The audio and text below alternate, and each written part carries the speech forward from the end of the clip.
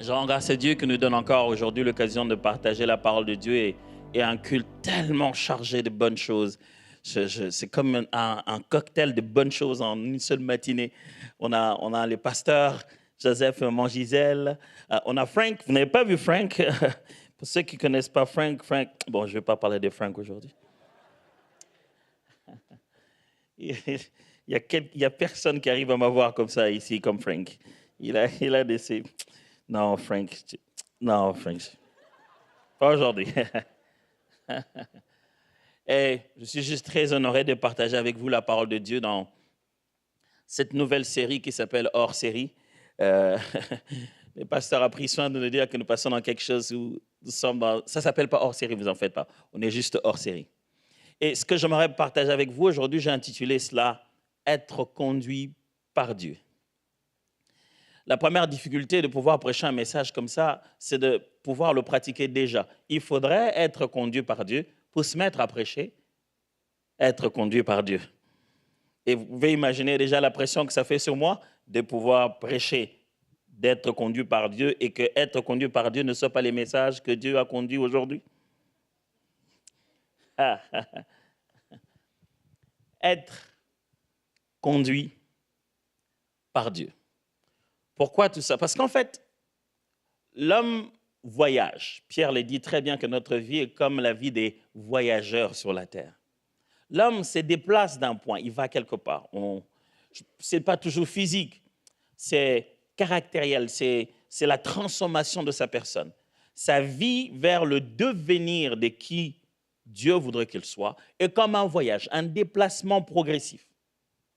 Et dans ce voyage du devenir, dans ce voyage de la meilleure personne de soi-même, simple, la destination finale est Jésus, dans ce voyage de devenir comme lui complètement, d'exprimer sa nature, dans ce voyage-là, eh bien, l'homme lève des options, prend des décisions, fait des choses. Et souvent, l'homme pense que plus il a d'informations, meilleures vont être ses décisions.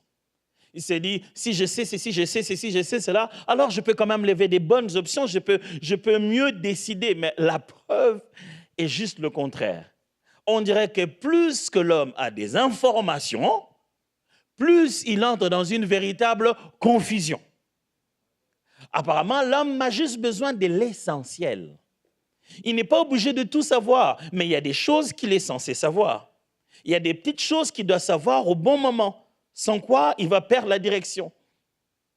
Pourtant, la direction est claire depuis le commencement. Les raisons pour lesquelles Dieu a créé l'univers étaient claires. Pourquoi Dieu a créé la race humaine, la destination était connue, jusqu'à ce que le péché s'en est mêlé. Et lorsque le péché arrive, tout devient un peu plus flou, on ne sait plus très bien qu'est-ce qu'on fait. On dirait que là où Dieu a dessiné clairement la destination, un flou s'en est mêlé. On ne sait plus très bien voir qu'est-ce que Dieu voulait dire. On cherche dans les passés pour essayer de savoir, aux premiers êtres humains, il avait dit quoi? Quand nous, on lit la Genèse, les autres font de l'archéologie seulement. Et lorsqu'ils ont découvert des fossiles, ça ne dit rien de spécial. Si ce n'est que Dieu a commencé l'univers depuis plus longtemps qu'on l'imagine. Même en allant fouiller dans son passé, l'homme n'a pas de clarté sur son avenir. Même en regardant avec précision s'il y a eu dinosaures ou dragons avant, l'homme n'arrive pas toujours à prendre les décisions qu'il faut. Même en ayant introduit de l'intelligence artificielle, l'homme se cogne la tête encore et encore. Le fonctionnement de l'humanité est complexe. C'est l'une des raisons pour lesquelles on a besoin d'être conduit. Le monde dans lequel nous sommes est tellement à la fois simple et complexe. Est-ce que vous êtes conscient avec moi combien de points de jonction il faut pour faire fonctionner une seule destinée? Un seul individu? Un seul individu, combien d'éléments entrent en compte pour faire fonctionner la vie d'une seule personne? Pour savoir qui il va épouser, qui vont être ses amis à l'école, parce qu'il le reviendra demain pour être encore ses collègues au travail. pour savoir à quel moment il faut arriver pour que ce soit juste au moment où il arrivait et que la belle femme qui sortira là deviendra son épouse. S'il fallait mettre un personnel, organiser une entreprise à la gestion d'une seule destinée, il faudrait des milliers de gens pour gérer l'emploi du temps, la coïncidence des éléments, organiser toutes ces choses-là. Mais Dieu connaît ces points de jonction et surtout les points de jonction décisifs, les moments spéciaux où il faut rencontrer une personne, être au bon endroit, faire la bonne chose, dire ce qu'il faut. Tout n'a pas la même importance, mais il y a des moments qu'il ne faut pas manquer, des instants qu'il ne faut pas louper. C'est surtout pour ces moments-là qu'on a besoin d'être conduit, qu'on ne peut pas faire seul notre vie. Il faut quelqu'un pour nous dire quand est-ce le bon moment. Quelqu'un qui nous explique ce qui se passe réellement. Vous savez, des fois, on a besoin d'explications.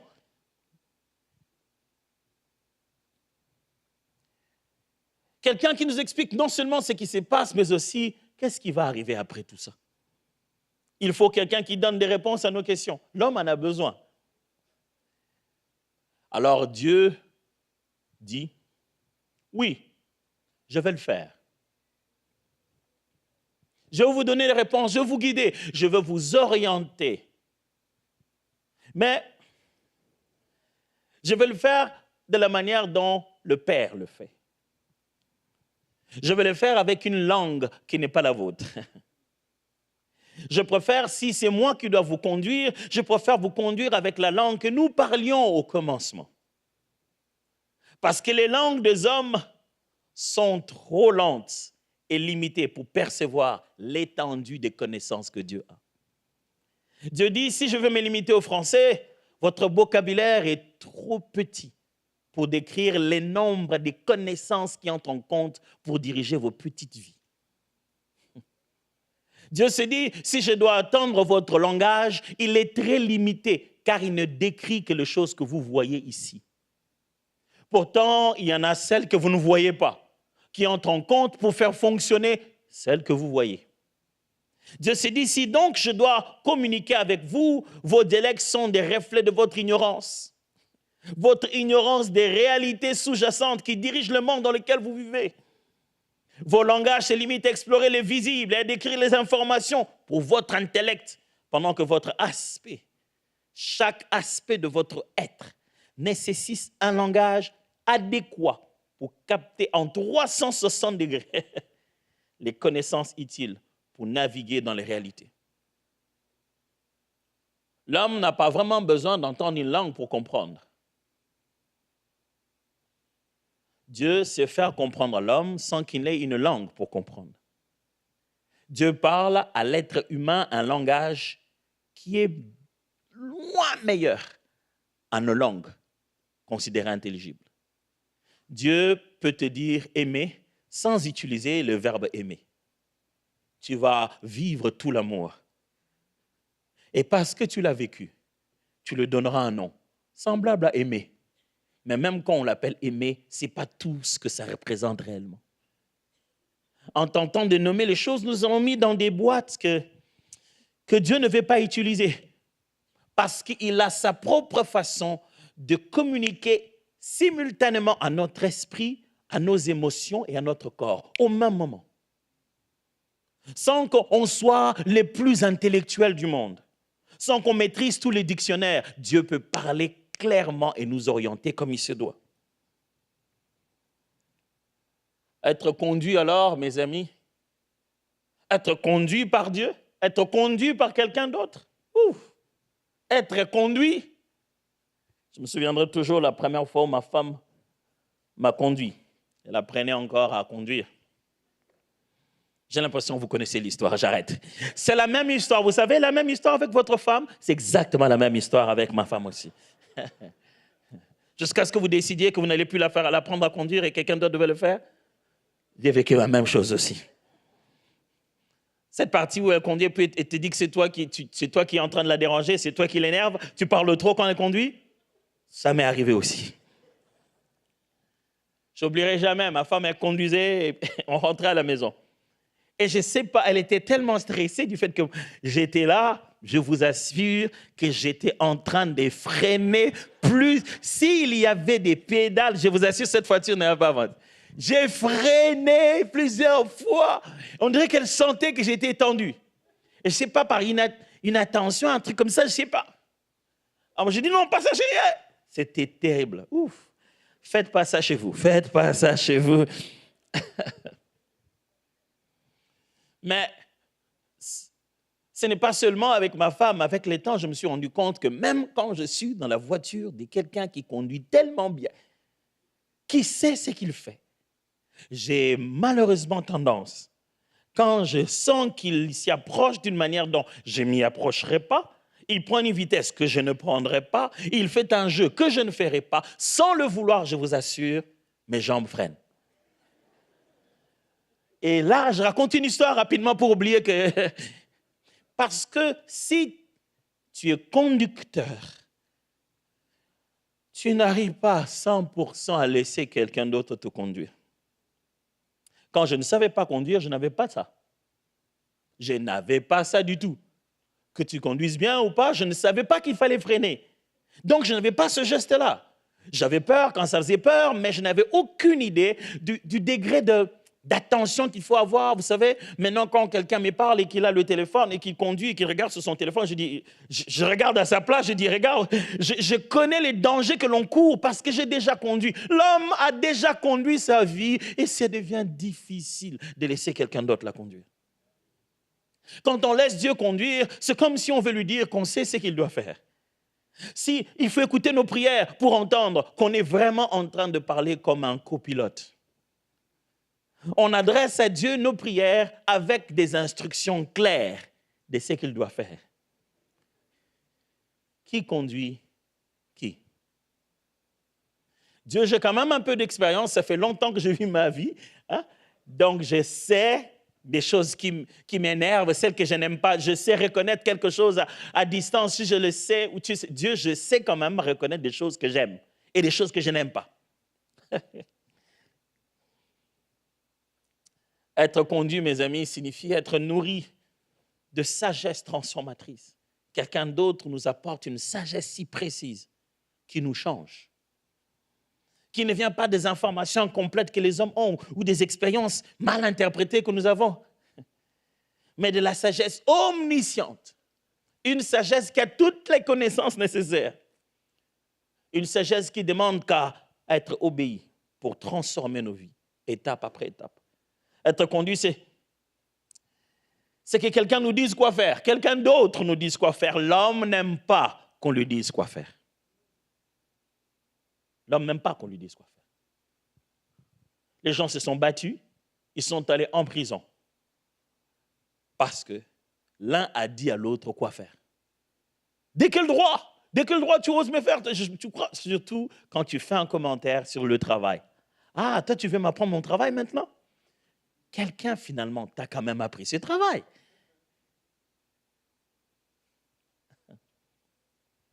Être conduit, c'est difficile parce que vous laissez à quelqu'un d'autre vous dire quoi faire, quand le faire et comment le faire. Et vous le dites comment? Sans passer par vos oreilles. C'est là que ça devient compliqué pour nous. Sans nécessairement entendre avec nos voix, par un silence qui dit tout. Il veut nous conduire, il s'était. C'est Dieu qui veut nous conduire et Dieu, tout le temps, il veut nous conduire, il reste silencieux. Par une vision qui capture l'essentiel. J'ai vu, mais je n'ai pas tout vu. Par un songe qui révèle les mystères. J'ai rêvé, je sens que c'est quelque chose. Mais il y avait des animaux, il y avait des arbres, c'était compliqué. Mais aussi par une conviction qui pèse dans le cœur plus qu'une pierre qui est lourde à l'intérieur. Tu sais que tu sais que tu sais et tu ne sais pas comment expliquer que tu sais. Là, quelque part, il te conduit. Être conduit, c'est savoir. Savoir, mais sans être informé. C'est comprendre, mais sans attendre à savoir.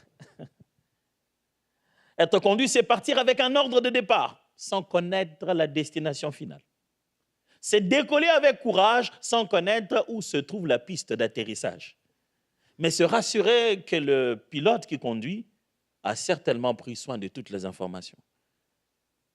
L'homme, en réalité, il aime être conduit. Il est même fait pour être conduit. Seulement, depuis ce qu'on appelle la rébellion à cause du péché, il commence à se comporter comme s'il ne veut plus être conduit. Tous les jours, nous voulons être conduits.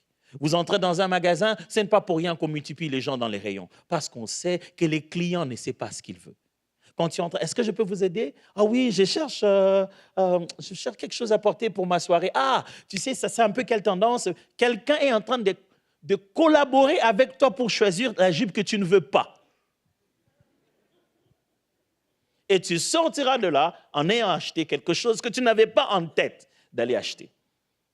Dès que tu vois quelqu'un habillé en blanc, de l'autre côté d'une chaise, dans un endroit appelé hôpital, tu lui parles de tout. S'il te dit, on va te piquer, tu te fais piquer. Et tu ne sais même pas qui c'est. N'importe qui peut entrer par derrière, s'habiller en blouson, tu vas le croire parce qu'il est dans un bâtiment appelé hôpital. L'homme aime être conduit. Je vous assure que l'homme aime être conduit. Regardez les nombres de followers qu'il y a. Et regardez que font réellement ces gens-là sur Internet. Rien. Ils font rien. Mais ils ont des millions de suiveurs. Parce que les hommes cherchent toujours le chemin. L'homme veut être conduit. Il fait tout pour ne pas donner l'impression, mais il veut être conduit. Mais la partie qui fait peur à la conduite, c'est que être conduit, c'est perdre son indépendance. Vivre au rythme d'une autre personne. C'est avouer clairement que malgré son expérience de vie personnelle, sur soi-même, on reste incapable de se diriger efficacement. On sait ce qu'il faut faire, mais ce n'est pas suffisant. On sait ce qu'on aurait dû faire, mais ce n'est pas tout ce qu'il faut faire. L'homme a besoin d'être conduit. Pour deux autres raisons majeures, à cause de la corruption de sa race, l'homme ne fonctionne plus comme il est censé fonctionner. Il est en défaillance. L'homme serait un robot, il planterait de temps en temps. Je vous assure. Vous avez déjà fait ça avec l'intelligence artificielle, vous lui demandez génère-moi une image d'un homme qui tient sa guitare en train de jouer au village. Il vous génère l'image d'un homme qui a 7 doigts avec une guitare qui entre un peu dans son corps. Ils ont un terme pour ça. On appelle ça délirer, je crois. Ils disent que l'intelligence artificielle fait des délires comme ça. Oh, tu te rends compte que ce n'est pas exactement ça. Je pense que l'homme est comme ça. Il a un genre de fonctionnement qui est un peu perdu. Plus encore, il fonctionne avec un genre de virus appelé péché. Il ne sait plus très bien retrouver le nord. Moi, un jour, je conduisais chaque fois à différents endroits, j'allais avec un GPS. Mais je ne savais pas que mon GPS avait des paramètres à l'intérieur. Où que j'aille, ça m'amenait toujours vers la porte arrière. C'est-à-dire que si je vais dans un mall, j'allais tout droit là où les camions vont déposer la marchandise. Si je vais dans un resto, j'allais toujours derrière. Je ne sais pas pourquoi les GPS m'amènent toujours derrière. Imaginez que votre GPS a déjà la fibre du péché. Ça vous amènera toujours. Même quand c'est beau, c'est bien, ça ne vous amènera jamais vers la porte d'entrée. Mais la deuxième raison qui fait que l'homme a vraiment besoin d'être conduit, c'est le fait que nous avons de l'autre côté un ennemi spécialiste en illusion. Lui, tout ce qu'il veut, c'est démontrer que nous ne sommes pas aussi intelligents comme ça. Vous savez, si quelqu'un veut vous faire du mal et qu'il n'arrive pas à vous faire du mal, il va chercher quelqu'un qui vous ressemble, votre enfant, quelqu'un qui est comme vous. Il va tenter de faire du mal sur lui pour avoir la joie comme s'il l'a fait sur vous. Et le diable, lui, s'est complètement rebattu sur nous pour dire, Dieu, si c'est ça ton image, c'est que tu n'es rien.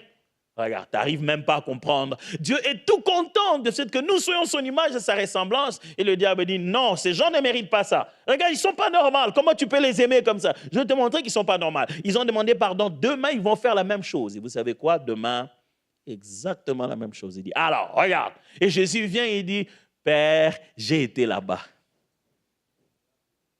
J'ai porté ce corps. Je sais comment ça fonctionne. J'ai des choses à te dire. Automatiquement, il devient un avocat auprès du Père. Ce qu'il dit au Père a du sens parce qu'il a été tenté de toutes choses comme l'un d'entre nous. Non seulement qu'il a pu dealer avec le corps, il a pu aussi arrêter la puissance du diable. Il devient donc la meilleure personne à nous conduire. Si quelqu'un qui n'a jamais été humain tente de me conduire, je n'ai pas envie. Il ne sait pas ce que c'est qu'être un humain.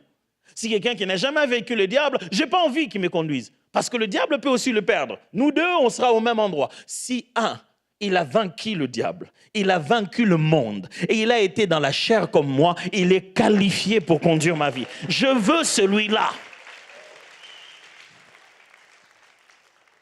Mais alors, que faut-il pour être conduit par Dieu? Ça fait un bon moment que tu parles, pasteur Atoms. Quand est-ce qu'on lira la Bible? J'aimerais vous proposer juste 2 choses pour être conduit aujourd'hui. D'habitude, j'en ai beaucoup. Aujourd'hui, j'en ai que 2. Que faut-il pour être conduit? Préparez-vous, c'est un verbe.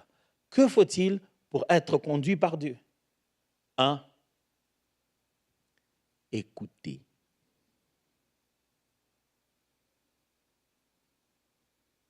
J'ai dit quoi? On dirait que vous ne m'avez pas écouté.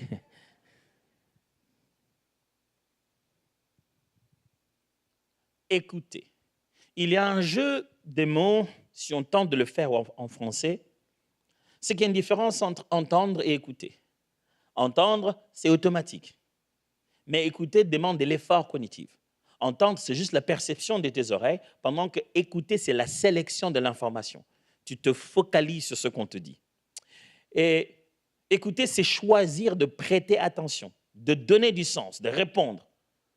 Dans la Bible, ça prend un tout autre sens, ça devient encore meilleur. Écouter dans la Bible ne signifie pas seulement entendre avec l'oreille, mais ça veut aussi dire obéir. Ça veut en même temps dire retenir, mémoriser dans son cœur, pas seulement dans sa tête. Ça veut dire s'approprier de ce qu'on entend et répondre à ce qu'on entend.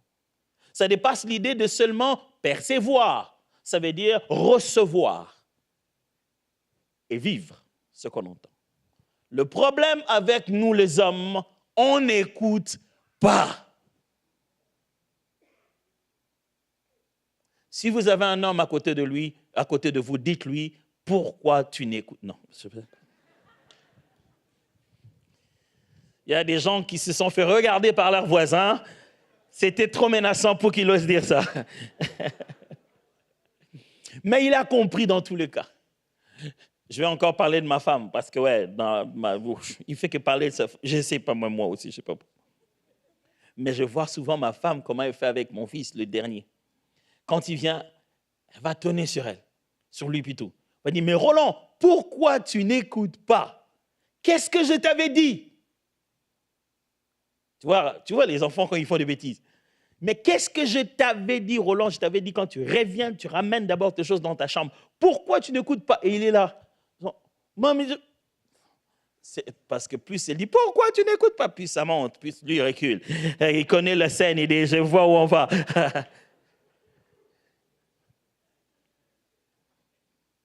On se demande des fois, pourquoi les enfants n'écoutent pas? On a simplement dit, prends ça, mets là-bas. Qu'est-ce qu'il y a dans leur tête? C'est exactement ça que Dieu se demande. Pourquoi les enfants de Dieu n'écoutent pas? C'est dans Genèse jusqu'à Apocalypse. Qu'est-ce qu'ils n'ont pas compris?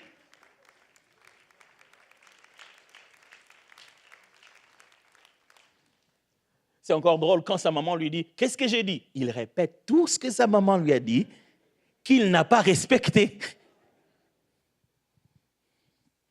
Deutéronome chapitre 6, versets 1 à 5, détient l'un des textes les plus forts de l'affirmation de la foi du judaïsme. N'oubliez pas que la foi chrétienne vient du judaïsme. Deutéronome chapitre 6, versets 1 à 5.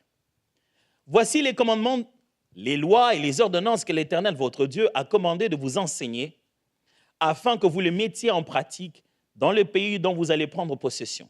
C'est Moïse qui est en train de rappeler à Israël, en route vers la terre promise, les commandements que Dieu a donnés, qu'ils doivent appliquer dans la terre que Dieu leur a promis. Verset 2. Afin que tu craignes l'Éternel ton Dieu, en observant tous les jours de ta vie, toi, ton fils et les fils de ton fils, toutes ces lois et tous ces commandements que je te prescris, et afin que tes jours soient prolongés. 3. Tu les écouteras donc, Israël, et tu auras soin de les mettre en pratique, afin que tu sois heureux et que tu multiplies, et que vous multipliez beaucoup, comme te l'a dit l'Éternel, le Dieu de tes pères, en te promettant un pays où coule le lait et le miel. Ici commence la belle phrase, qui se répète chaque fois qu'il y a des rencontres dans une synagogue. Écoute, Israël, l'Éternel, notre Dieu, est le seul éternel. Ou l'Éternel, notre Dieu, est le seul Dieu, ou l'Éternel, notre Dieu, est un seul Dieu. Tu aimeras l'Éternel, ton Dieu, de tout ton cœur, de toute ton âme, de toute ta force. Dieu est en train de parler au peuple d'Israël. Il se prépare à entrer dans la terre promise. Moïse a déjà parlé. Vous imaginez comment l'homme a du mal à écouter? On a un premier livre qui s'appelle Exode, dans lequel se trouve la sortie du peuple d'Israël, et Moïse leur dit la loi à l'intérieur, direct, genre live, il est sorti, il descend, il leur dit la loi, mais il y a tout un autre livre qui s'appelle Répétition de la loi. Parce que l'homme, une fois, ça ne passe pas. Il y a tout un autre livre qui s'appelle Deutéronome, qui zoome sur toutes ces lois. Et même quand dans Deutéronome, on a donné des lois, vient encore tout un autre livre qui zoome sur les lois lévitiques. Parce qu'une seule fois, ça ne suffit pas pour l'homme. Il faut répéter, répéter, répéter. Et ici, Dieu parle à Israël. Il dit, là où je vous envoie, c'est là où j'ai promis. Vous serez visités, c'est la terre promise. Le lieu où coule le lait et le miel. Mais écoute, Israël. Il ne parle pas à un individu. Il parle à tout un peuple. On comprend tout de suite qu'il ne s'agit pas des oreilles, là. Ça va plus loin. Ça veut dire, reçois ce que je dis. Entends, retiens. Prépare-toi à agir. Alors, j'ai prévu aujourd'hui de vous faire juste 2 petites reformulations pour qu'en partant, on se dise, écoutez, ça signifie vraiment quoi? Ce que j'aime, c'est encore le fait que dans Marc chapitre 12, Jésus répète la même chose.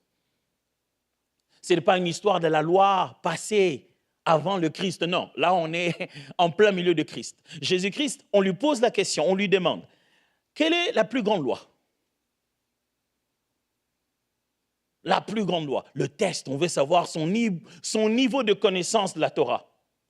J'aime le fait que dans Marc, il y répond exactement comme on y répondait à l'époque rabbinique, comme on y répondrait dans une synagogue. Dans les autres évangiles, il commence directement « Tu aimeras l'Éternel ton Dieu ». Mais dans Marc, il le répète pleinement, comme on l'a lu à partir du verset 4. Il dit, Marc chapitre 12, verset 29, la Bible dit, Jésus répondit, « Voici le premier commandement. Écoute Israël. » Ok, le premier commandement, ce n'est pas « Tu aimeras ». Avant même « Tu aimeras », il y a un prélude. À l'intérieur du premier commandement, il y a la force du commandement. Il y a le sens du commandement. Avant de dire aimer, avant de dire obéir, avant de dire ne pas tuer, tout cela, il faut commencer par écouter. Jésus introduit ça très bien. Il dit, écoute Israël, le Seigneur notre Dieu est l'unique Seigneur. Commencez d'abord par là, écoutez. Intériorisez, mettez dans votre cœur. Et alors, il dit, et tu aimeras le Seigneur ton Dieu de tout ton cœur, de toute ton âme, de toute ta pensée et de toute ta force. Voici les seconds. Tu aimeras ton prochain comme toi-même et il n'y a pas d'autre commandement plus grand que cela. J'aurais voulu qu'il dise, le premier commandement, c'est, après avoir dit écoute, c'est tu aimeras. Non, il a dit, le premier commandement, c'est écoute Il commence avec écoute à l'intérieur. Il dit tout ça, ce que Dieu vous a recommandé, ce n'est pas entendre seulement. Il vous a recommandé d'intérioriser les phrases que je veux me mettre à dire tout à l'heure. Écouter, c'est quoi? N'oubliez pas, écouter, c'est la première des choses qu'il faut faire pour être conduit par Dieu. Il faut écouter.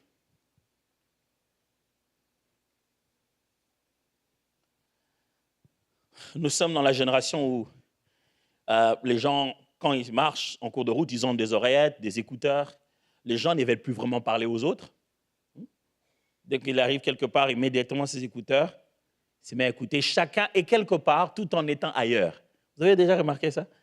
On est bien assis en train de parler avec quelqu'un qui est à 20 000 kilomètres et le voisin, on ne lui a même pas dit bonjour. Chacun se promène avec son petit monde, par-ci, par-là. Et j'ai vu combien c'est difficile de prévenir un jeune ado avec ses casques qui écoute une musique forte, le prévenir qu'il y a une voiture que sur le point de le tamponner. Je pense qu'il faut faire le langage des signes de ceux qui écoutent les oreilles, avec les oreilles. Parce qu'à ce moment-là, j'essaie de lui dire, attention, tout ce que je dis, il n'entend pas. Si je dis attention, ça ne suffit pas. Il faut que je fasse quelque chose, il faut que je m'agite pour qu'il comprenne qu'il y a un danger. Deux fois même, il faut que je le tire carrément. C'est là que je tu as envie de manquer la voiture, tu risques de recevoir à la place. Le danger arrive, mais il n'écoute pas. Et ça rend ton travail à toi qui veut l'aider beaucoup plus difficile. Mes amis, Dieu n'est pas difficile, c'est nous qui sommes difficiles. C'est nous qui avons du mal à entendre, c'est nous qui avons du mal à écouter, c'est nous qui ne prêtons pas oreille. Que veut dire écouter alors? Je vous propose ceci. Écouter, c'est exécuter déjà la parole de Dieu dans son esprit en la visualisant par la pensée. OK? J'ai tenté de choisir des mots pour essayer d'exprimer tout ce que je vais dire pour que ce soit le moins long que possible. Ça donnait ça, je vais expliquer chaque concept. Écouter, c'est exécuter déjà la parole de Dieu dans notre esprit en visualisant cette parole dans notre pensée. Écouter, c'est voir et se voir pendant qu'on écoute encore. Pourquoi, vous savez? Parce que Dieu parle par des visions et montre par des paroles.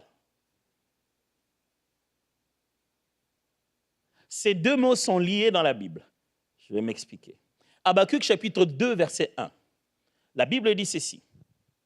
J'étais à mon poste et je me tenais sur la tour. Je veillais pour voir ce que... Il faut vraiment que vous puissiez être sûr avec moi qu'on a dit la même chose. Ce n'est pas mon erreur. Il faut qu'on lise. Ah ouais, c'était bien tout à l'heure. Hein? Revenons au texte pour que tout le monde soit sûr que je n'ai pas commis une erreur de français. Là, ce n'est pas moi, c'est dans la Bible. Habakkuk chapitre 2, verset 1. La Bible dit, « J'étais à mon poste et je me tenais sur la tour. Je veillais pour voir ce que l'Éternel me... » Je veillais pour quoi? Là, c'est une vraie question. Hein? Je veillais pour quoi? Pour voir. C'est que l'Éternel ferait quoi? Et c'est que je répliquerai après ma plainte. Est-ce qu'il n'y a pas un problème là? On devait veiller pour voir ce que l'Éternel me montrerait. C'est ça le bon français. Mais c'est dit, je veille pour voir ce qu'il me dirait. Dans le langage biblique, il y a une connexion forte entre les visions et les paroles de l'Éternel. Ce que Dieu dit se voit, ce que Dieu montre se dit. Quand Dieu te parle, il veut que tu voies ce qu'il dit.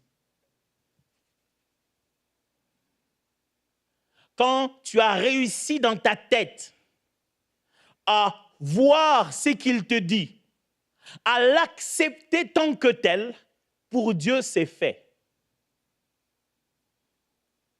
Écoutez, ce n'est pas laisser cette parole partir, c'est laisser la parole venir embarquer ton imagination vers l'intégration de cette possibilité.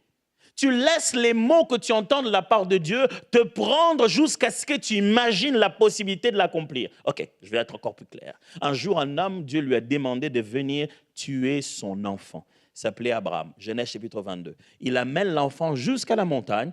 Après, il rentre, jamais d'enfant tué, mais Dieu est content. Dieu a aimé. Il a reçu, a-t-il dit, cette offrande, parce que c'est Hébreu qui nous dit. Hébreu dit que c'est par la foi qu'Abraham a offert Isaac, pendant qu'Isaac n'est jamais mort. Au juste moment, Abraham était sur le point de tuer Isaac. Dieu a vu que dans son cœur, c'était déjà fait. Dieu a vu qu'il avait en face de lui quelqu'un qui écoute.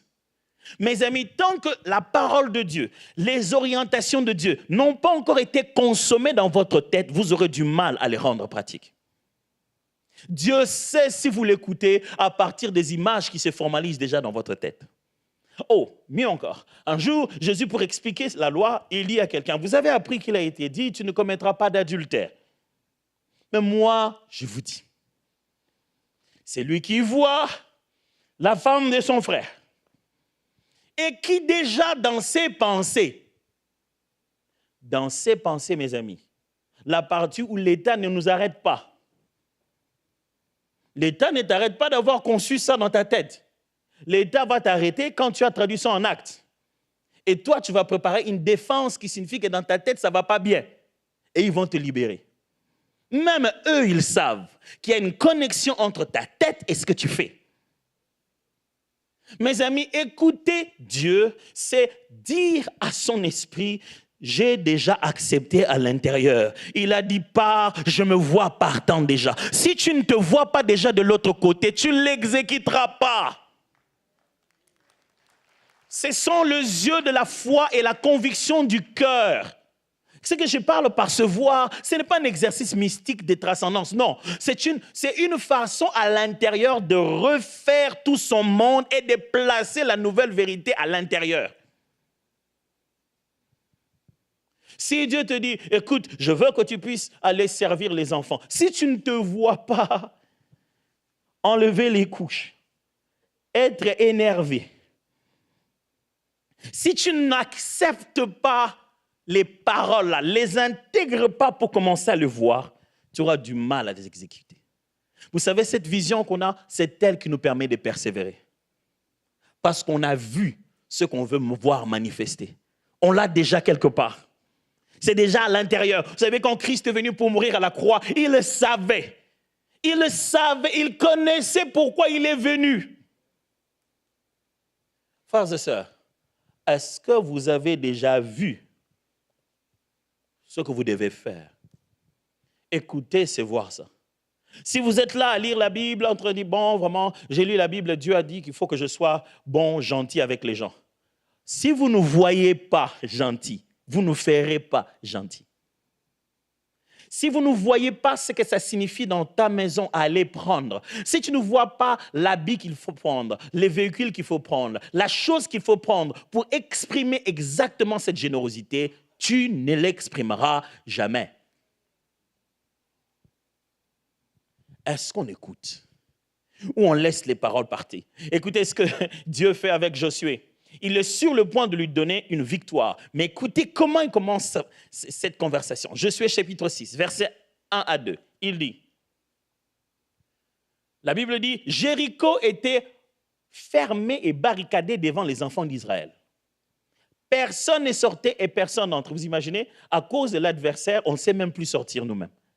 Mais il n'a même pas encore attaqué. Écoutez le verset 2. L'Éternel dit à Josué, qu'est-ce qu'il lui dit?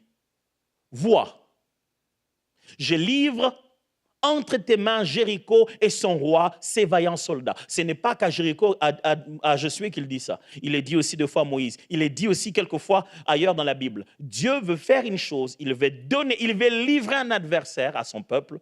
La première des choses qu'il leur dit, vois, je livre entre tes mains. Que je vois quoi? Vois. Laisse ta foi voir. Parce qu'il y a un lien fort entre écouter ce que Dieu te dit, voir ce qu'il veut s'aimer en toi et posséder ce que tu vas devoir vu. C'est-à-dire, il y a cette affaire entendre, voir et posséder. Entendre, voir et posséder. Mes amis, nous ne pourrons pas traduire en action quelque chose que nous ne voyons pas encore. Non, mais moi, je n'arrive pas à voir. Je comprends ce que tu dis, mais on fait ça comment? C'est ça ce que j'appelle ici. Si ça s'appelle obéissance, tu dois voir comment on fait ça. Tu vas te battre à vouloir comprendre, imaginer. Et il faut que ça sorte des images dans ta tête. Comment ça dit? Oh, ça veut dire que chaque matin, je dois prendre mon véhicule. Alors là, tu as compris. Alors là, tu sais quoi faire. Ah bon? Ça veut dire que chaque fois que les gens viennent chez moi, je dois arrêter de parler des autres. C'est ce qu'on appelle commérage. Oui. Ah donc, ça veut dire que quand je parle au téléphone, il ne faut pas que je parle d'autres personnes, je dois arrêter de... Oui.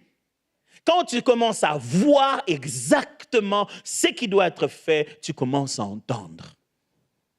Tu commences à écouter. Mais vous savez ce que nous, on aime voir vite? Ce n'est pas l'action qu'on va poser, mais la punition qu'on va subir. C'est comme ça que les enfants sont. Ils n'obéissent pas parce qu'ils ont bien vu quoi faire. Parce qu'ils voient la main des mamans en train de gifler. Et je veux pas ça. Ça, ce n'est pas la bonne crainte. La bonne crainte doit être remplie d'amour.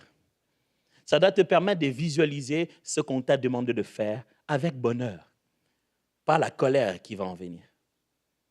Est-ce que nous écoutons?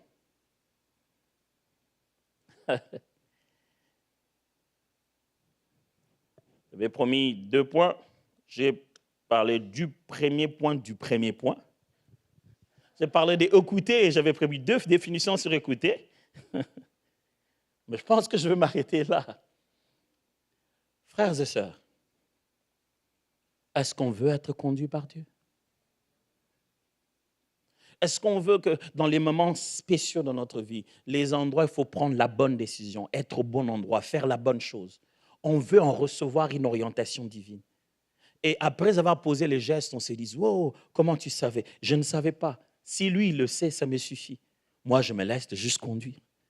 Je n'ai pas besoin de tout savoir. J'ai juste besoin d'obéir.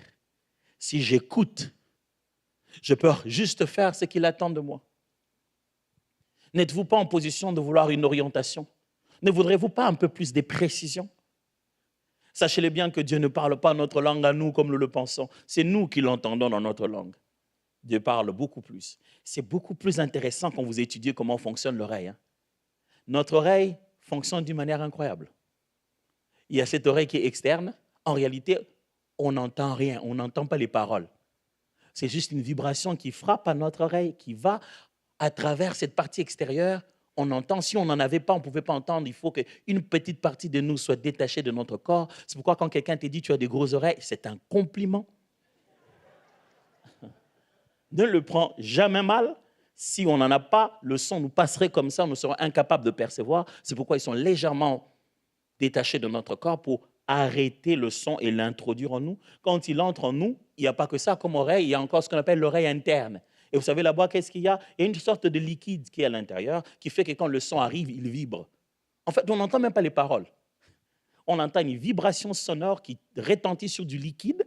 Dans nos oreilles, il y a du liquide. Et qui après va monter sur notre système de cerveau. Et qui va interpréter ça par des émotions et des ressentis. Et notre cerveau va chercher des informations qu'on a dit, ah, ce genre de son, ça veut dire « je t'aime ».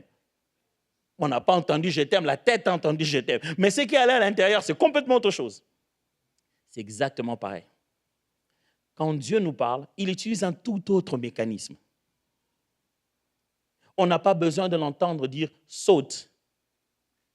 Mais on peut comprendre qu'il veut qu'on saute. Ce qu'on a besoin, c'est de saisir sa volonté pour nous. Mes amis, laissez-vous être conduits par Dieu. Votre famille ne tombera pas dans les problèmes inutiles. Laissez-vous être conduits par Dieu. Ça fonctionne même dans votre travail. Si Dieu vous conduit, vous rendrez votre mari heureux, vous rendrez votre femme heureuse. Même dans nos relations, mes amis, on prend des décisions et quelqu'un te dit « Oh, c'est comme si tu savais. » Mais toi-même, tu t'es dit « Au fond, j'ai juste eu envie. » La Bible dit « Le juste trouve dans son cœur de voies tout tracées. » Et une voix qui lui dit « Tourne à gauche, tourne à droite. » Mes amis, ça peut être des options simples que vous avez levées. Mais après des années, vous vous rendez compte. Dieu m'avait conduit. J'ai 4 enfants. Je ne veux pas qu'un jour, 2 ans, 3 ans, 4 ans, 5 ans, 6 ans, quand ils ont grandi, maintenant, on se fait des débats, il y a des contradictions, il y a de l'opposition. Ils ont maintenant leur propre voix, de plus en plus. Je suis en train de voir comment je vais diviser le loyer par 4, 5, pour que chacun paye. Je paye pour ma femme. Comme ça, le droit à la parole fait le droit, l'obligation au loyer. Ça va taire les gens. En fait, tout ce que je ne veux pas, c'est que demain, mes enfants disent « Papa avait pris une mauvaise décision. »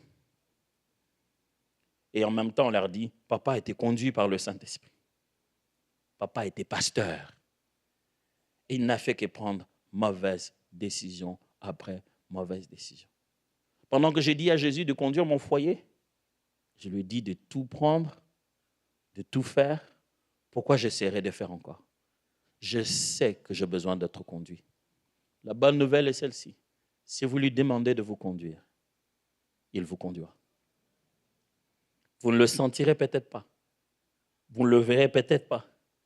Il a plusieurs façons de faire parvenir sa volonté dans nos cœurs.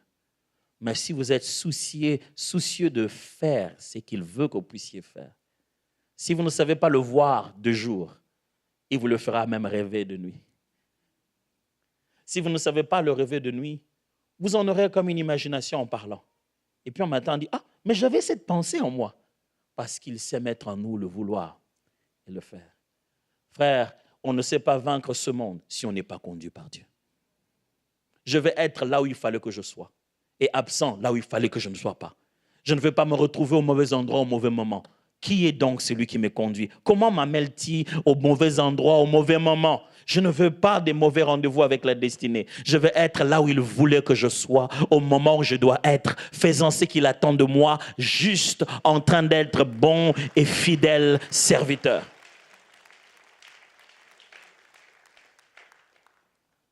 C'est comme ça que je dirigerai ma famille. C'est comme ça que je dirigerai tout le reste, en me laissant diriger par quelqu'un qui a plus d'expérience et qui n'a que victoire sur victoire. Baissons nos têtes aujourd'hui dans la prière. Peut-être que vous êtes venus ici ce matin et c'est vous qui conduisez.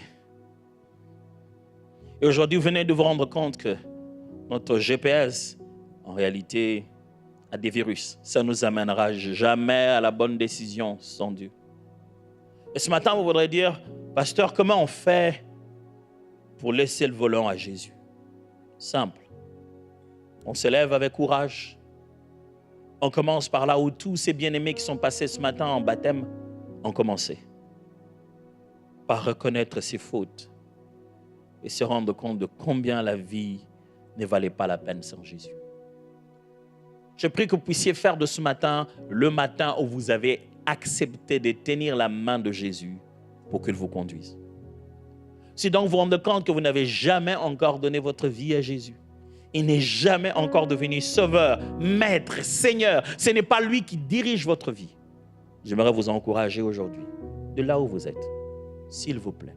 Je vous le demande comme votre frère, sachant l'importance du moment, s'il vous plaît, si c'est ça votre décision, levez-vous juste là où vous êtes. Merci pour ceux qui s'élèvent. Levez-vous juste là où vous êtes. Un simple geste. Mettez-vous debout. Une façon de dire, je vais être conduit par Jésus, je veux lui donner ma vie à partir d'aujourd'hui. Je ne sais pas ce que ça signifie, mais je veux lui laisser faire. Merci pour ceux qui s'élèvent. Merci. Merci beaucoup. Je ne voudrais pas vous demander plus que vous ne pouvez le faire, mais le Seigneur, lui, il l'a demandé. Il a demandé que nous puissions de fois faire cet effort physique de nous présenter publiquement devant lui. Puis je vous demander, là où vous êtes, pendant que nous acclamons le Seigneur, avancez ici devant et vous allez recevoir un moment de prière pour vous, spécial, un temps spécial pour vous. Bienvenue. Et si vous hésitiez encore, n'hésitez pas à venir. Venez. Nous continuons à acclamer le Seigneur parce que c'est une bonne décision que vous avez prise. Gloire à Dieu. C'est une très, très bonne décision. Est-ce qu'on peut acclamer beaucoup plus fort que ça? C'est une superbe décision que vous avez prise. Bienvenue à vous. Jésus n'attendait que ce jour-ci, le moment où il peut. Est-ce que vous pouvez vous voir vous-même? Commencez à vous voir loin de votre ancienne vie. Voyez-vous différent. Voyez-vous comme il vous voit. Regardez-vous dans les yeux de Jésus. Puisque vous êtes là, je vais vous demander de prendre vos deux mains, les mettre sur votre poitrine. Et moi, je vais prier avec vous. Seigneur Jésus, les voici. Ils ont accepté de se laisser conduire. Décision pas facile. D'arrêter sa vie en plein boulevard. De quitter le poste, le siège du conducteur et de se laisser faire. Mon Dieu, maintenant qu'ils ont tout arrêté, tout décidé. Je l'ai entendu ici et je l'ai entendu plusieurs fois être dit. Aujourd'hui, à partir d'aujourd'hui, ils ne reculeront plus jamais. Plus question de rentrer en ailleurs. J'ai pris que leur vie, maintenant donnée entre tes mains, on en sente la différence. Quand Jésus conduit, c'est différent. Quand Jésus règne, c'est particulier. Quand il règne dans le cœur, quand il règne dans l'esprit, quand il règne dans l'âme, dans le corps de quelqu'un, c'est particulier. Aujourd'hui, nous confessons, ils sont à toi, totalement à toi. Ils t'appartiennent, leur vie est à toi. Le diable n'a plus aucun pouvoir sur leur vie, au nom puissant de Jésus. Et je prie, Seigneur, pour nous tous qui avons été ici ce matin, qui avons entendu cette parole. Donne-nous de nous voir obéissants, de commencer à croire à l'intérieur de nous, d'accepter cette image de nous à genoux en prière, cette image de nous ouvrant la parole, cette image de nous fuyant le péché, cette image de nous exprimant la bonté de Dieu et son amour autour de nous, cette image de nous nous réconciliant avec les personnes les plus difficiles. Nous voulons commencer à voir cette image de nous devenant de plus en plus comme Jésus. Et qu'en quittant ce temple, désormais, tu es un peuple que tu conduis, un peuple tout à toi, au nom de Jésus. Amen. Est-ce qu'on peut acclamer les Seigneurs? Je vais vous demander, vous qui êtes ici, de suivre mes amis qui sont là. Juste pour un petit moment, ils ont 2-3 choses à vous dire. Alors, pasteur, la parole.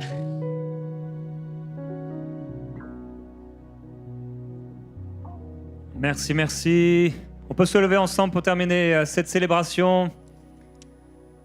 J'aimerais prier pour chacun de vous pour cet après-midi, les jours qui sont là devant vous. On va se retrouver à notre mercredi plénitude à 19h. Seigneur, on te remercie pour ta parole. Non seulement on a voulu l'entendre, mais également l'écouter. Merci pour tout ce que tu as fait. On est tellement reconnaissants. Seigneur, également pour ces personnes qui aujourd'hui ont pris cet engagement de marcher avec toi tous les jours de leur vie dans une bonne conscience. Reconnaissant pour chaque personne qui est ici ce matin. Chaque personne est venue avec des interrogations, avec des décisions aussi à prendre pour certains. Et aujourd'hui, tu nous as encouragés à pouvoir écouter, prendre le temps d'écouter.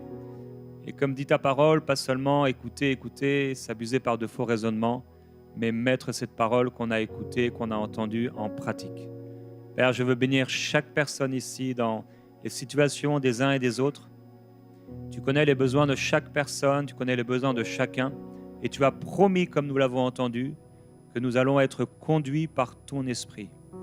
Merci parce que tu es le bon berger et tu as promis que tes brebis entendent ta voix, elles la reconnaissent. Alors nous avons cette ferme assurance, cette ferme conviction d'être dirigés par toi, de ne pas marcher sans voir dans les ténèbres, mais d'être dirigé dans la lumière. J'aimerais qu'on puisse terminer en déclarant que tu puisses prier là où tu es. C'est ta confiance en lui avec tes mots. Dis-lui, Seigneur, j'ai confiance en toi pour aujourd'hui, pour demain, pour la semaine qui vient, pour ce mois de juin qui est là. J'ai confiance en toi, Seigneur, pour ce problème, pour cette situation, pour ma famille, pour mes finances, pour le travail. J'ai confiance en toi, Seigneur. Seigneur, nous te faisons confiance, nous te bénissons et nous te glorifions pour les belles choses que tu fais au milieu de nous et celles que tu feras encore. Amen. Amen. Alors, bon après-midi à tous dans la présence de Dieu. Saluez-vous les uns et les autres. Invitez-vous au restaurant, à la maison. Prenez un temps ensemble et on se retrouve mercredi pour notre réunion Mercredi Plénitude.